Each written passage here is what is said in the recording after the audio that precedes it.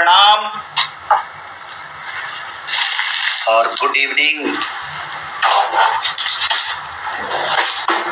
आज गाना छोटा है खेसारी म्यूजिक वर्ल्ड पे, तो बस ऐसे ही प्यार देते रहिए। 2 नंबर ट्रेंडिंग पे है, थोड़ा सा जोड़ और लगाइएगा तो 1 नंबर पे आ जाएगा। हाँ तो दोस्तों, खेसारी लाल यादव जी का गाना आप सभी के बीच आ चुका है खेसारी म्यूजिक वर्ल्ड के यूट्यूब चैनल पर, जिस गाने का नाम है धनी तुहार धन। यह गाना बहुत जल्द 2 नंबर पर चल रहा है। अभी खेसारी लाल यादव लाइव आकर क्या बोले, अभी सुनवाएंगे खेसारी लाल का बयान की जो गाना शूट हुआ खेसारी म्यूजिक वर्ल्ड, लगातार गाना आने वाला है। चलिए सुनवाते हैं खेसारी लाल यादव अपने गाने के बारे में क्या बोले हैं। वीडियो पसंद आए तो लाइक, चैनल को सब्सक्राइब जरूर करें। धन्यवाद।